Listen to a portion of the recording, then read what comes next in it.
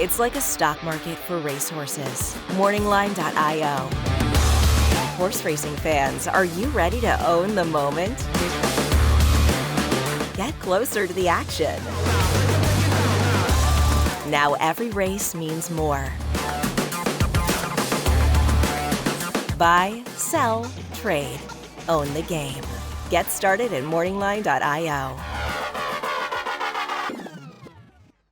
Hi everyone, David Aragona and Mike Beer here taking a look at the traditional opening day feature of the Saratoga meet, the Schuylerville Stakes. This one has been the opening day feature at Saratoga for meets going back many years, and they've carded it for this opening Friday of the 46-day Saratoga meet that will take place in 2026. Of course, this race going 6 furlongs for the 2-year-old fillies. Mike and I will get into the handicapping in just a little bit. First, I want to let you know about a couple of things. We've got our 4th of July sale going on at DRF this week. You can get 15% off of almost everything in the DRF shop. Just make sure to use that coupon code July 15 off when you're checking out, buying PPs, handicapping products, and more, doing your shopping at shop.drf.com. And while you're there, you've got to refresh your PPs for this Saratoga meet. Make sure to take advantage of our Saratoga packages that we have on offer. These are PPs for the full meet, all access PPs. So you get Classic, Formulator, and Timeform US. And within these packages, we bundle them with things like the clock reports, the betting strategies. Those clock reports are available for every single day of the meet, those invaluable insights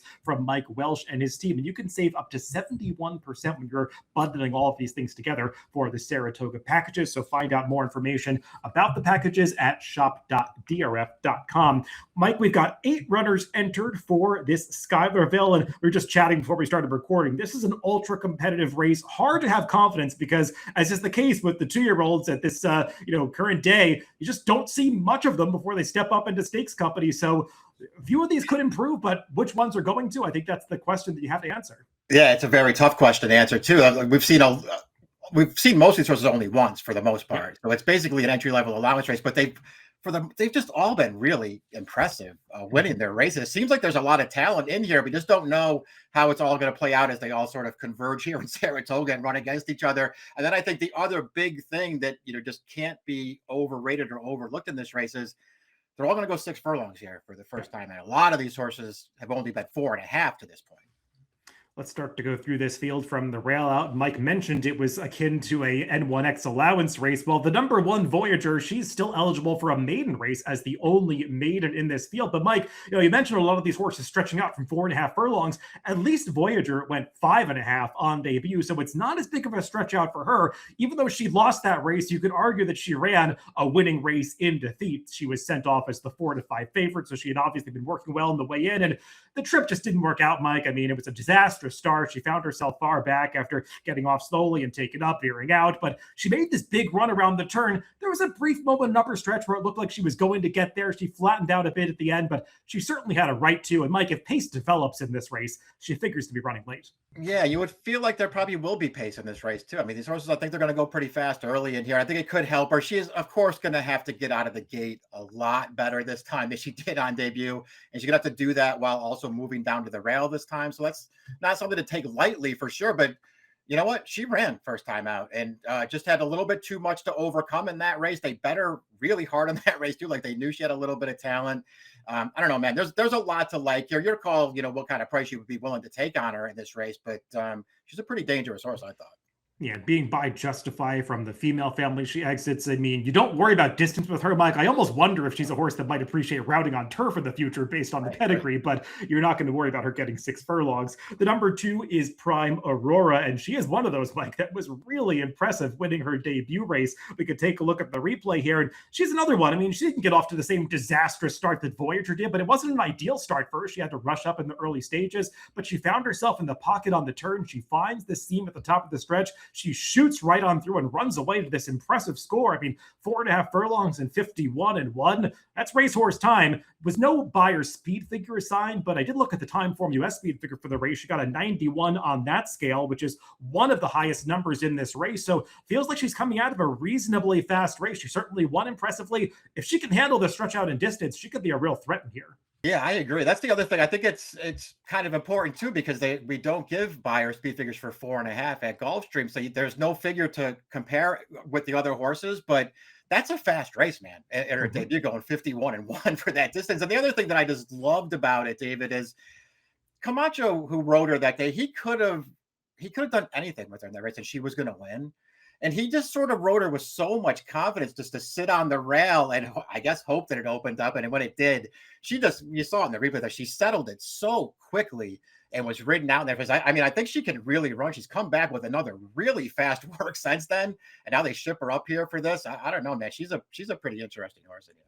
And we should mention the runner-up from that race did come back to win with a 55 buyer, which certainly bolsters the notion that Prime Aurora could have gotten a pretty high number if it was assigned to that race. The number 3 is Potts Right. And Mike, this horse didn't run that fast on debut when she won at Keeneland, but that was an early season 4.5 furlong races. Horses can improve from there. They put her on turf for one of those Royal Ascot preps down at Gulfstream Park after that, and she was bet down to heavy favoritism. It didn't look to me like she loved the turf, Mike. I mean, she just ran in place every step of the way. She's getting back to the dirt here. That could be the right surface switch. I'm just not sure how good she is. I have the same concerns with her. I mean, I don't care about the turf race so much last time because she ran okay in that race without any excuse that I could see. But to me, she's just bred to be a dirt horse anyway. And, her debut was fine. I mean, she didn't have really any gate speed in that Keeneland race, but, she sat on the outside. She kept improving her position and, put in a pretty decent run late in that race to close. I'm not sure what it all means. I'm not sure how good she actually is, but she'll probably be one of the bigger prices in this race. And it's not like she's impossible. This trainer, when they come up and they run horses at Saratoga, man, they are ready to go. If you are looking for evidence that the debut race was better than it looks, the runner-up, Lack of Riesling, did come back to win with a 72 buyer and then was third in the debutante at Churchill. So she beat a good one on debut.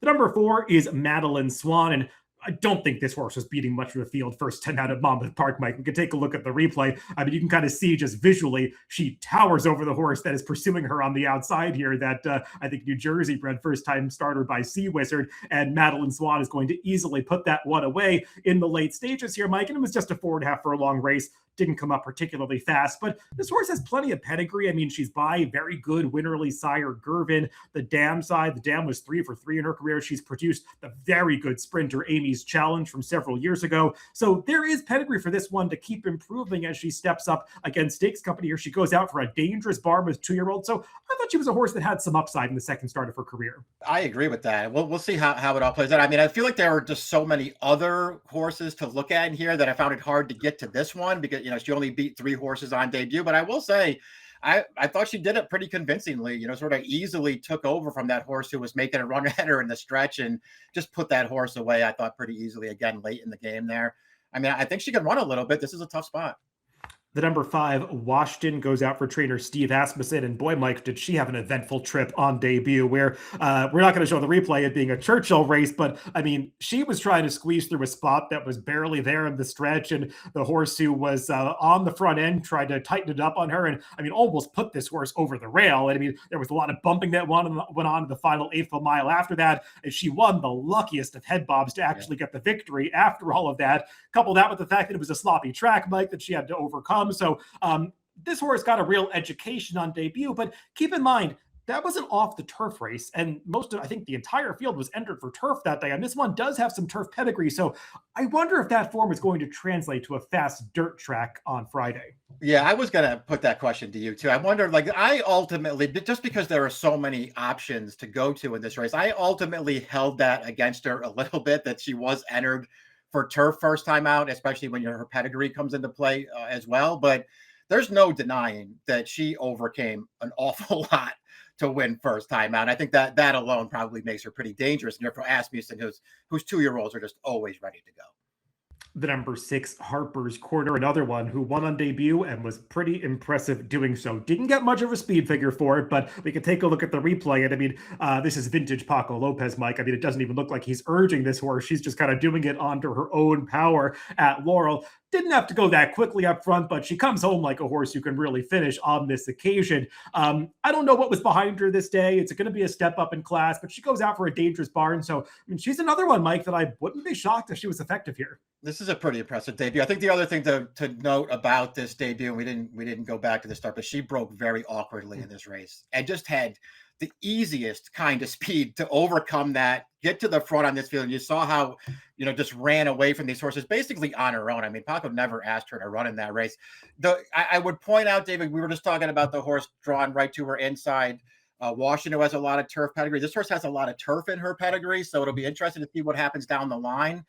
And I would also just say, this trainer, he does a good job. He is awesome with first-time starters. His first-time starters are really ready to go. It'll be interesting to see if this horse can run as well second time out. Another horse who had an awkward start, to say the least, on debut was the number 7, Costa Linda. We're actually going to take a look at it. You can see both on the top and bottom of the screen here that she is going to get slammed at the start and break a step slowly anyway. She's the number 4 here.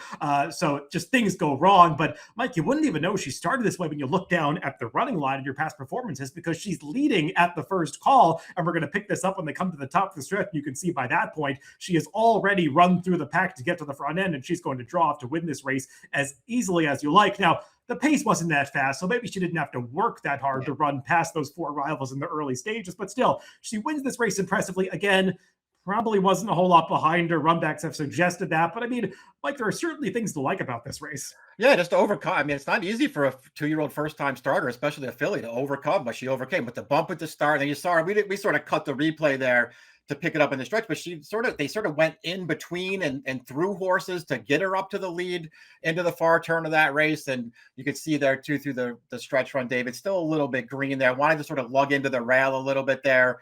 Her rider had to sort of get that left-handed whip out on her. But I mean, she was just running right through the wire in there. She's got some pedigree backing her up too. There are things to like about this horse.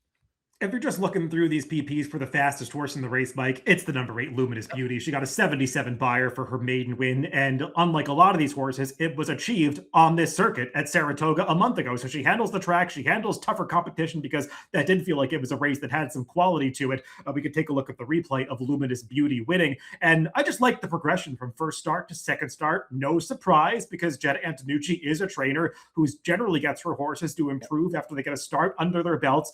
I would say, Mike, she was a little with the track here, because I'm sure you remember on Wednesday and Thursday of that Saratoga Belmont Stakes meet, it felt like the inside and speed was very good. So maybe she rode that to an exaggerated score here, but still, I mean, she ran well against the tough field on debut. The winner of that race went on to win a stakes race. So this feels like a pretty solid option in here.